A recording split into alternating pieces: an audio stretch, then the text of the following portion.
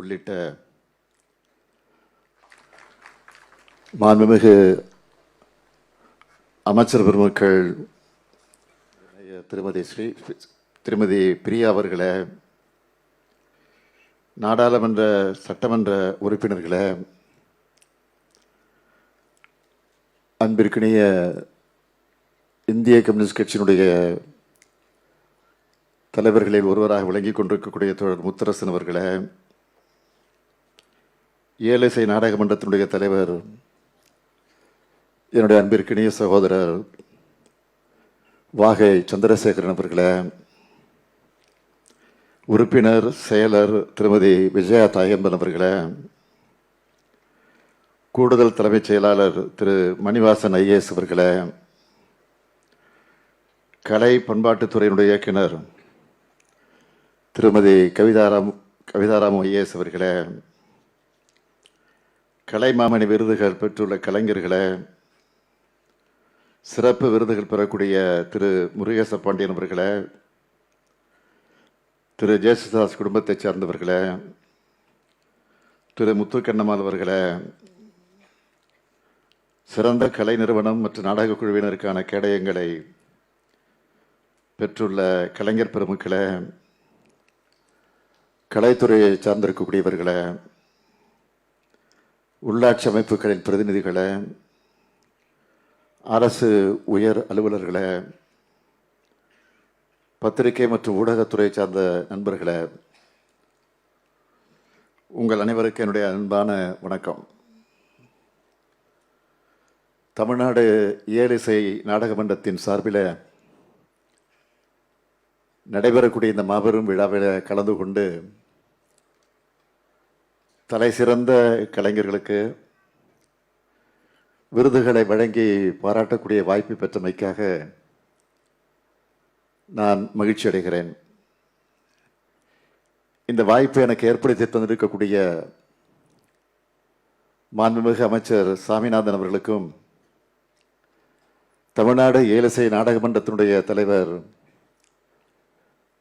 என்னுடைய இனிய சகோதரர் வாகை சந்திரசேகரன் அவர்களுக்கும், உறுப்பினர் செயலர் விஜயா தாயன்பன் அவர்களுக்கும் என்னுடைய மனமார்ந்த வாழ்த்துக்களையும் நன்றியை நான் தெரிவித்துக் கொள்ள விரும்புகிறேன். விருது பெற்ற கலைமாமணிகள் அனைவருக்கும் என்னுடைய மனமார்ந்த பாராட்டுக்களையும் வாழ்த்துக்களையும் நான் தெரிவித்துக் கொள்ள விரும்புகிறேன். உங்களுடைய கலை தொண்டை இத்தனை ஆண்டு காலம் நீங்கள் வெளிப்படுத்தி இருக்கிறீர்கள். ஆக அந்த உழைப்பை அரசு அங்கீகரித்து போற்றக்கூடிய இந்த பாராட்டு தான் தலை சிறந்த பாராட்டு. நம்முடைய துணை முதல்வர் தம்பி உதயநிதி எடுத்து சொன்னது போல, நம்முடைய ஏலிசை நாடக மன்றத்தினுடைய தலைவர் சந்திரசேகர் அவர்கள் குறிப்பிட்டு காட்டியதை போல 1967 பேரறிஞர் அண்ணா கையால முத்தமிழறிஞர் கலைஞர் அவர்கள் பெற்ற இந்த கலைமாமணி விருதை இன்னைக்கு நீங்களும் பெற்றிருக்கீங்க. 2021, 2022, 2023 ஆகிய 3 ஆண்டுகளுக்கும் சேர்த்து பல்வேறு கலை பிரிவுகளில் விருதுகளை வழங்கி நானும் பெருமை அடைகிறேன். இயல், இசை, நாட்டியம், நாடகம், திரைப்படம், சின்னத்திர, இசை நாடகம், கிராமிய கலைகள், இதர கலைப்பிரிவுகள்னு கலைத்துறையினுடைய எந்த பிரிவும் விடுபட்டு விடக்கூடாதுன்னு கவனத்தோடு இந்த விருதுகளை வழங்குகிற ஏலிசை நாடக மன்றத்திற்கு என்னுடைய மனதார சிறப்புக்குரிய பாராட்டுக்கள்.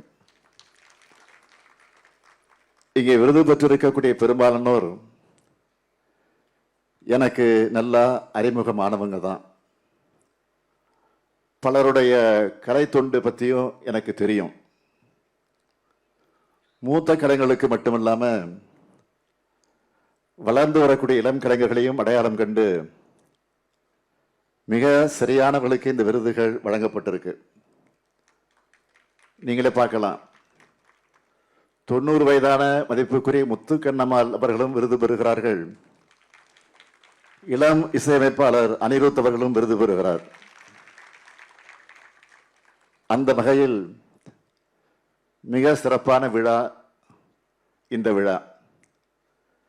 கலைமாமணி விருது பெறும் கலைஞர்களுக்கு தங்கப்பதக்கமும் விருது பட்டயமும் வழங்கப்பட்டிருக்கு. இன்னைக்கு நாட்டில் தங்கத்தோட விலை என்னன்னு உங்களுக்கே தெரியும்.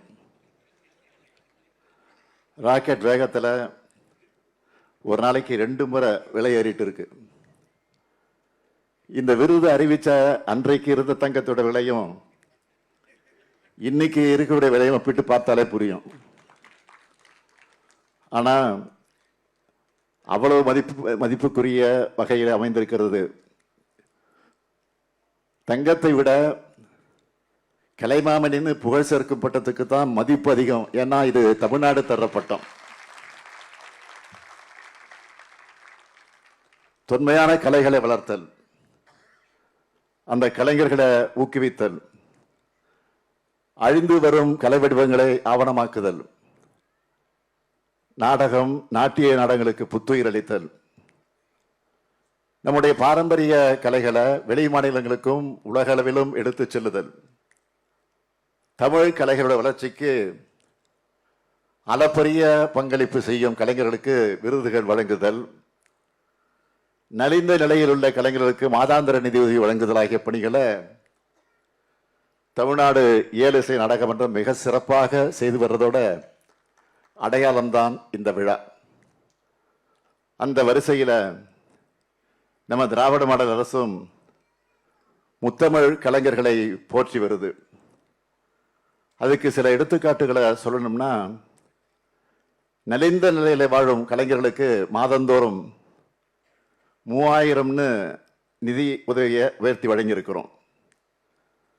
தமிழ்நாடு இயலிசை நாடக மன்றத்துக்கு ஆண்டுதோறும் வழங்கப்பட்டு வந்த நிதியை 3 கோடியிலிருந்து 4 கோடியாக உயர்த்தி வழங்கியிருக்கிறோம்.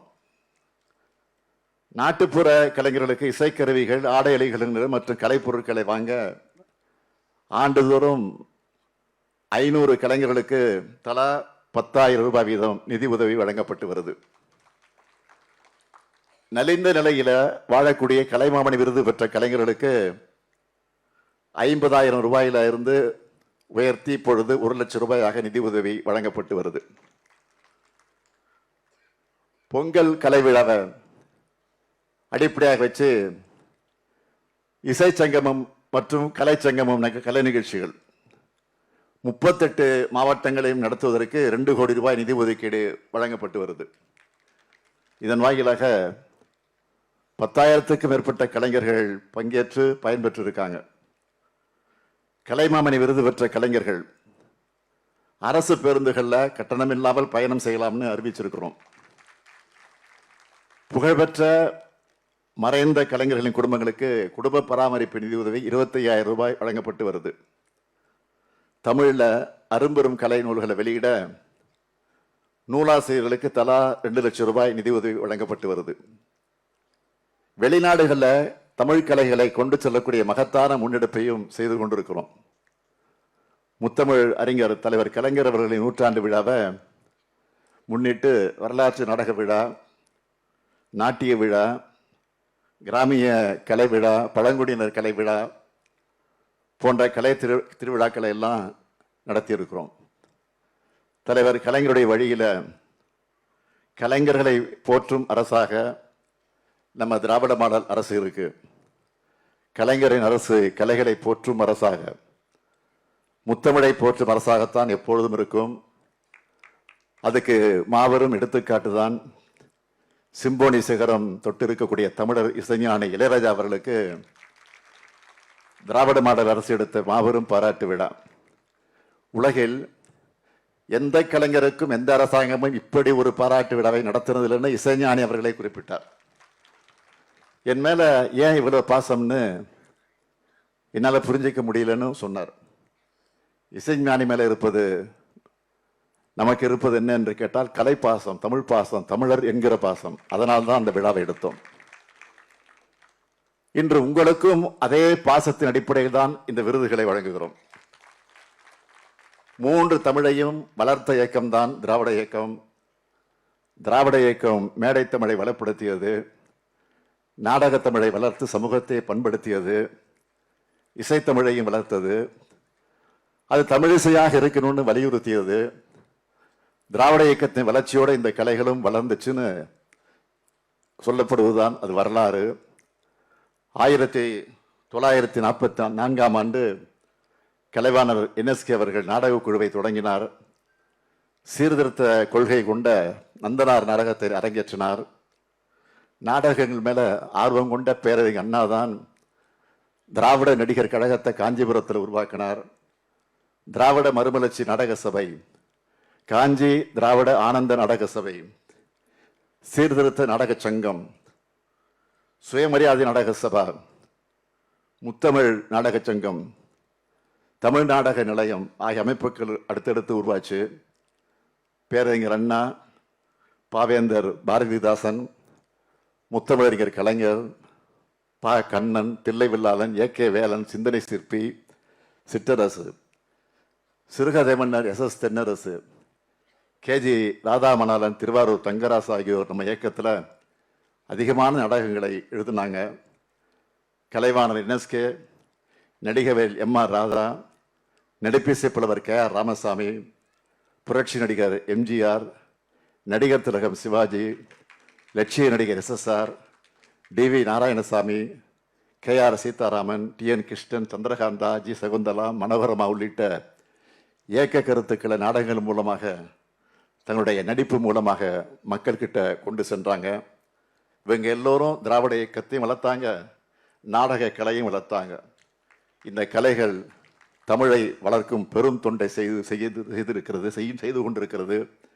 கருத்து, கொள்கை, பாணி, பரப்புரை ஆகிய அனைத்தையும் நாடக கலையில நுழைத்தது நம்முடைய திராவிட இயக்கம்தான்.